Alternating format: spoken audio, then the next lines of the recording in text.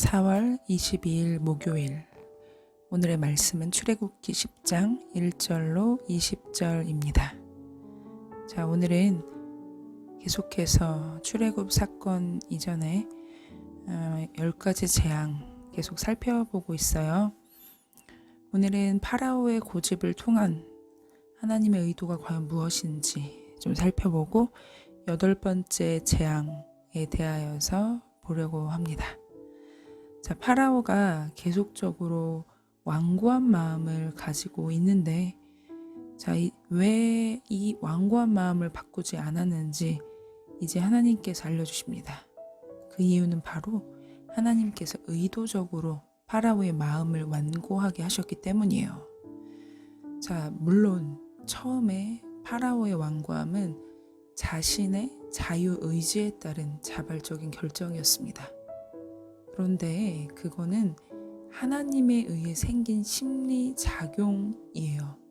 무슨 얘기냐면 이 하나님께서 파라오의 마음을 통제하시는 것인데, 여기서 하나님께서 파라오의 마음을 완고하게 만드신 목적이 처음으로 굉장히 구체적으로 설명됩니다.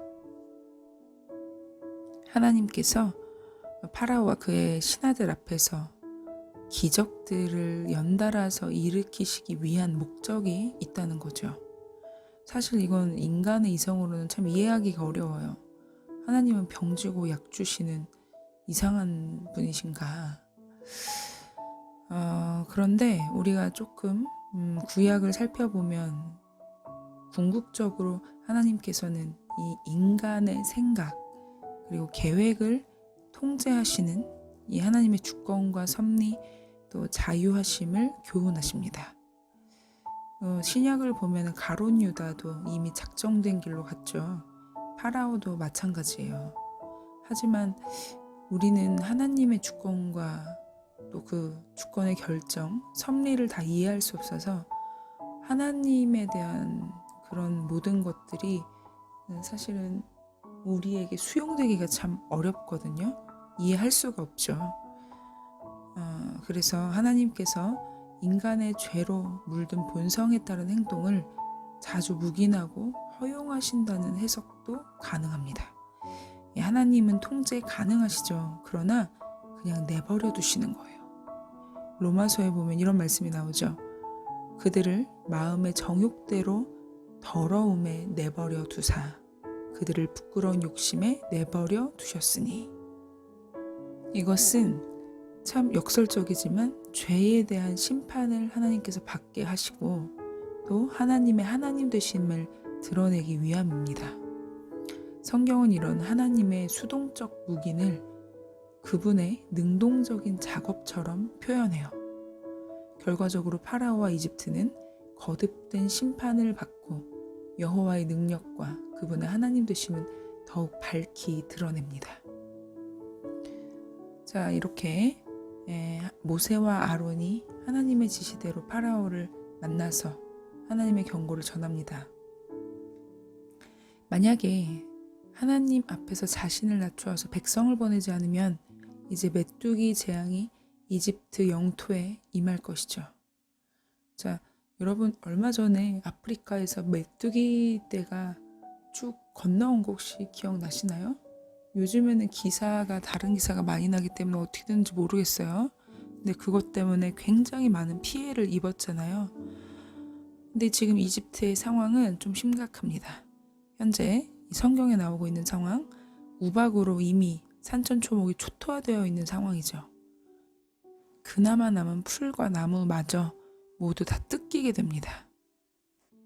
파라오의 곁에 섰던 신하들은 모세의 경고를 듣고 두려워하죠. 그리고 파라오를 설득합니다. 그래서 다시 협상이 시작되죠. 그는 광야로 예배드리러 떠날 사람들의 명단을 요구하죠. 그리고 일부만 보내겠다라는 새로운 타협점을 제시합니다. 그러나 모세는 거절하죠. 이스라엘 백성 모두가 남녀노소와 모든 자녀가 함께 떠나야 한다고 말합니다. 파라오가 모세의 요구에 응하지 않죠. 모세는 그렇게 내쫓기게 되고요. 하나님께서 이제 메뚜기를 불러들여 우박 재앙에서 남겨진 이집트의 모든 초목을 뜯어먹게 하라고 명령하십니다. 모세가 지팡이를 들어 올리자 하나님께서 동풍이 온종일 불게 하셔서 다음날 아침 메뚜기 떼가 온 이집트 땅으로 날아오게 하십니다. 우리가 계속 이 재앙에 관한 것들을 이집트의 신들과 함께 비교해서 보았잖아요. 이 메뚜기 재앙, 이것도 이집트 신에 대한 심판이라는 관점에서 이해할 수가 있어요. 생명의 신, 이것을 이시스, 또 곡물신, 세트, 민, 그리고 메뚜기 떼로부터 보호하는 신, 세라피아, 이런 다양한 신이 있는데 이 신은 완전히 유명무실하게 된 그런 상황이 되고 말았죠. 자, 어쨌든 이제 모세가 경고한 대로 무서운 메뚜기 떼의 공격을 받은 파라오, 다시 모세를 불러서 급하게 자신의 잘못을 고백하며 용서를 구합니다. 이제 메뚜기 떼가 사라지는데 문제는 또 시작되었죠. 파라오의 마음이 다시 바뀝니다. 여기서도 저자는 여호와께서 그의 마음을 완악하게 만들었다고 표현하시죠. 저도 개인적으로 이런 본문을 보면서 그런 생각을 해요. 늘 하나님 앞에 완악하고 굳어진 마음이 되지 않게 해달라고 기도를 해요. 왜냐하면 처음 한두 번은 막 완악했다가 회개하는 게 쉬워요. 그러나 이 완악한 마음이 계속 겹겹이 쌓이고 점점 이 시간들이 장기화가 되면 이 완악한 마음이 더 완악해집니다. 네, 해결이 안 돼요. 그래서 오늘 본문에 나온 하나님께서 그의 마음을 완악하게 만드셨다. 이 본문을 보면서 늘 경각심을 가집니다. 여러분은 어떠신가요? 어떤 상황에 대하여서, 사람에 대하여서, 또 하나님에 대하여서 혹시 완악한 마음을 가지고 계신 분들은 안 계신가요? 그 이유를 막론하고 말이죠.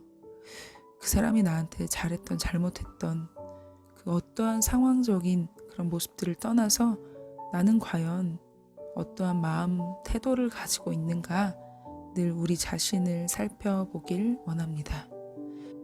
또 오늘 말씀에서 또 대비되는 모습, 바로와 모세의 모습인데 모세는 끝까지 하나님의 말씀에 순종하려고 바로와 타협하지 않습니다.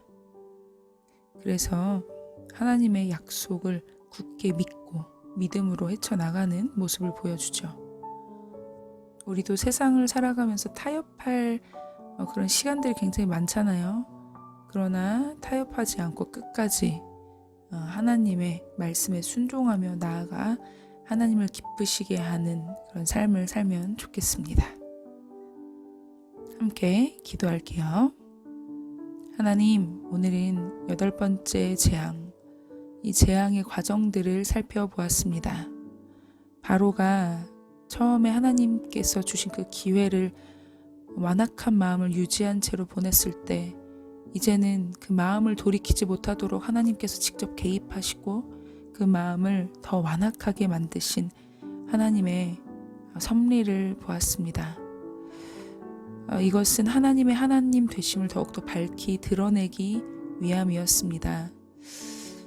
그러나 하나님, 우리 가운데는, 하나님의 자녀들 가운데는 우리의 마음이 완악하지 않도록 우리의 마음을 부드럽게 하여 주시고 새 영을 부어주셔서 그 누군가가 또 어떤 상황 가운데에서 그리고 하나님에 대하여서 완악한 마음 가지지 않도록 도와주시고 늘 열린 마음으로 또 부드러운 마음으로 선한 마음으로 상황과 사람과 하나님을 대할 수 있도록 인도하여 주시옵소서.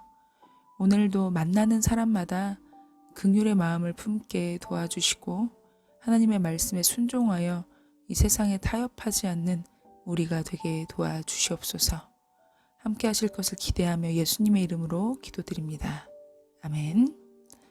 자, 여러분, 오늘도 목요일, 오늘 참 피곤한 날이잖아요. 그런데 힘내시길 바라고 또 오늘도 주 안에서 완고한 마음이 아니라 부드러운 마음으로 또 주님과 함께 하는 귀한 날 되길 원합니다. 예, 오늘 하루도 평안하세요. 샬롬.